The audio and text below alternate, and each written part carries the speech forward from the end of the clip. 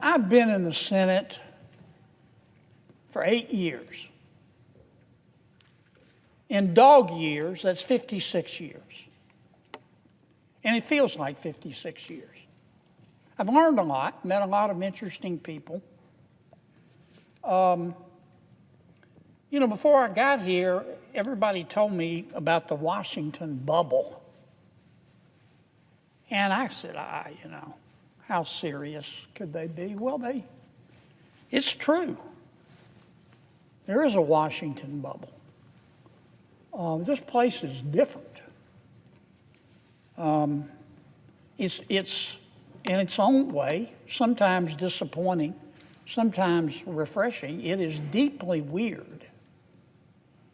For one thing, common sense is illegal in Washington. It's illegal.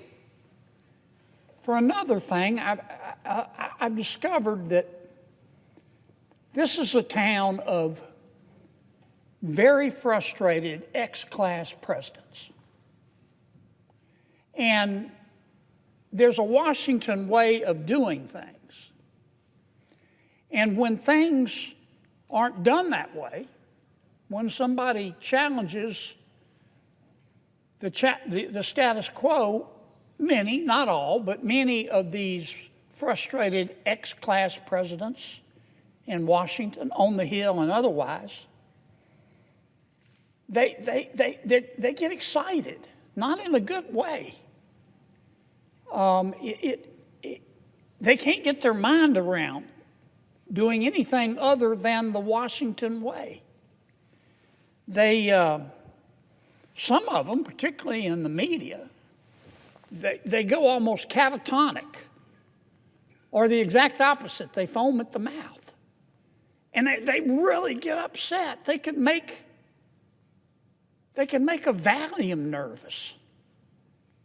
It's like the world, we're not doing things the way we've always done them, and the world's going to spin off its axis. I want to try to put in perspective what many of my Democratic friends have been talking about today. They're very, very, very upset at President Trump. And they're very, very, very upset at Elon Musk. President Trump ran for president on a number of issues. One of the issues he ran on, he said it almost every day. He said, if you elect me president, I'm going to go through the entire budget and review all the spending, line by line. If I heard him say that once, I heard him say it 1,000 times. And that's what he's been doing. He went out and appointed, through an executive order, Elon Musk, who some people like him, some don't, but he's not a dummy. He's a very successful business person. He's got a top secret security clearance. President Trump issued an executive order, and he turned to Mr. Musk, and he said, Mr. Musk, I want you to do for me what I said I was going to do in the election. I want you to go through all the spending, line by line. Now, let me ask you something, Mr. President. How are you going to review the spending without reviewing the spending? How are you going to audit the spending by an agency without auditing the agency? That's what I mean when I say common sense is illegal in Washington, D.C. That's what Mr. Musk is doing. He's put together a crackerjack team, and they're going through everybody's spending line by line, item by item. And my Democratic colleagues are very, very, very upset. And they've been very eloquent. They've talked about the process, and President Trump's executive order supposedly violates the Constitution. And they They've accused Mr. Musk of having conflicts of interest, and I've heard people say he's sitting over there with a notepad copying down everybody's Social Security number and he's going to go use it to make money. I mean, people in this town, not just my Democratic colleagues, they're really upset. They've never said anybody question their spending. But that's what Mr. Musk is doing. But you know, I've listened. This has been going on for a week. People have been screaming like they're part of a prison riot. Oh my God, look at what Musk is doing. He's looking at the spending. And I've listened to people talk about the process and debate whether it's constitutional and discuss how many lawyers can dance on the head of a pin. But you know what? I haven't heard one single person who's upset with President Trump or Mr. Musk talk about what he's found. They don't want to talk about the spending porn, the waste of taxpayer money that he's found. I mean, that's the point of all this. I tell you who is interested: the American people. The people in America who get up every day and go to work and obey the law and pay their taxes and try to educate their kids and try to do the right thing by their kids and try to save a little money for retirement, and have had to live through 20% inflation under President Biden. They understand what Musk is doing. They understand spending porn and wasting taxpayer money. Now, Mr. Musk started with the USAID. That handles a lot of foreign aid for America. American people are very generous. In our country, you know, when you're homeless, we'll house you. When you're hungry, we'll feed you. In our country, when you're too poor to be sick, we'll pay for your doctor. And we send a lot of money overseas to help our world's neighbors. And the USAID is in charge, in large part, of that. But I'll tell you what Mr. Musk discovered. I find it fascinating. He discovered that the American taxpayers are giving money to Afghanistan. He found that we are giving money to Yemen. He found that we are giving money to Syria. I didn't know that. Some of our foreign aid is going to Yemen, Afghanistan, Syria. He found that the USAID has 10,000 people. 10,000 people, employees. And every year they give away $40 billion. Mr. Musk also found, and I'm not saying that all of this money is wasteful. I'm not. Some of this money, I'm sure, does some good. That's why Secretary Rubio is going to revamp the department to separate the good from the bad. But this is the kind of stuff Mr. Musk found. He found that the USAID gave money to support electric vehicles in Vietnam. Our money, taxpayer money. He found that USAID gave money to a transgender clinic in India. I didn't know that. I bet you the American people didn't know that. He found that the USAID gave $1.5 million to a Serbian LGBTQ group called Grupa Izladaji. I probably mispronounced that, my apologies. Anyway, they got $1.5 million to, quote, advance diversity, equity, and inclusion in Serbia's workplaces and business communities. What else did Mr. Musk found that my colleagues don't want to talk about? Well, he reviewed a study and then went and checked it. The study was done by the Middle East Forum. They found that USAID spent $164 million to support radical organizations around the world. We're not talking Cub Scout troops here. We're talking about radical organizations around the world. They gave $122 million of that to groups aligned with foreign terrorist organizations. Our taxpayer money. According to this report in Mr. Musk, the USAID has given millions of dollars to, quote, organizations in Gaza controlled by Hamas. Why aren't my colleagues talking about that?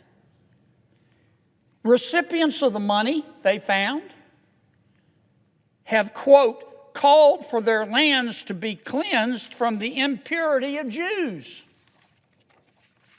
That's who we're giving foreign aid to. What else? I'm not going to spend my whole time talking about this, but nobody else is talking about it. They're just talking about the process and Mr. Musk, and he's a mean guy, and he shouldn't be looking at our spending. Well, he is. And I kind of find what he's found out interesting. He found that we gave $2 million, USAID did, for sex changes in Guatemala. He found that we gave $20 million to produce a new Sesame Street show in Iraq. He found that we gave $4.5 million of taxpayer money to combat disinformation in Kazakhstan. He found that we gave $10 million, USAID did, of meals to an al-Qaeda-linked terrorist group called the Nusra Front. Mr. Musk found that we gave $7.9 million of taxpayer money to a project that would teach Sri Lankan journalists to avoid binary gendered language. The USAID took $8 million and gave it to a bunch of journalists in Sri Lanka to teach them how to avoid binary gendered language. I don't know what the hell binary gendered language is. I think I do. You think most taxpayers would support that? Why aren't we talking about that? The USAID gave $1.5 million to promote LGBT advocacy in Jamaica. They gave $1.5 million to rebuild the Cuban media ecosystem. They gave $1.5 million for, quote, art for inclusion of people with disabilities in Belarus. Another $3.9 million for LGBT causes in Macedonia. $8.3 million for equity and inclusion education in Nepal. I could go all night.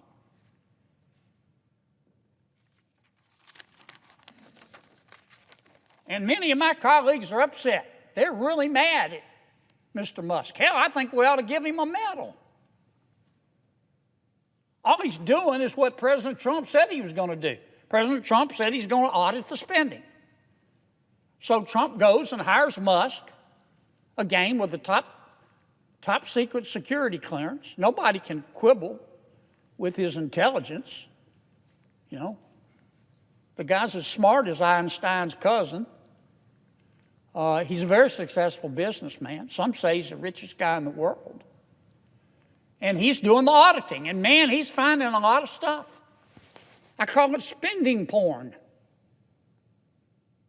Now, I'm not saying everything that USAID does is wasted. But I'm saying a lot of it is. A hell of a lot of it is. And we ought to be on the floor of this United States Senate thanking Mr. Musk. And we ought to be asking him to go through every agency and look at everybody's budget. everybody's budget. That's what the American people want. They don't want to talk about process. They don't want to continue with the Washington way. They want to save some money. Now, let me tell you what's really going on here, too, Mr. President. For 4 years under President Biden, and for 8 years under President Obama, and I respect both of them. I don't hate anybody. I don't. When I say my prayers at night, one of the things I ask God, God, don't let me hate, because it's hard in Washington. Don't let me hate. I have all the respect in the world for President Biden and President Obama. Tough job. But between them, they spent 12 years in Washington, and presidents set the tone. They control the questions that are asked. And here's the question that President Obama and President Biden asked for 8 years. I heard it for 12 years. I heard it every single day. Who needs to pay more in taxes? Is it you? Is it you? Who needs to pay more in taxes? We need more money. Who needs to pony up more? That was the issue. But that's not the issue today. We have a new president. You know what the issue is today? What the hell happened to all the money? What the hell happened to all the money? And that's what Mr. Musk is finding out. That's all this is about. And I'm just shocked that my colleagues have decided that this is a hill they're going to die on. How can you look the American people in the eye and support this kind of waste? Support this kind of spending porn? I mean, the election to me made at least one thing clear, that the American people are sick and tired of people in Washington denying reality. The last administration tried to convince us that we were living in a crime-free world where inflation was temporary and the border was secure. And the American people didn't buy it. You know why? Because it wasn't true. And the administration, our last administration, tried to argue that Bidenomics was making our lives better. But the American people knew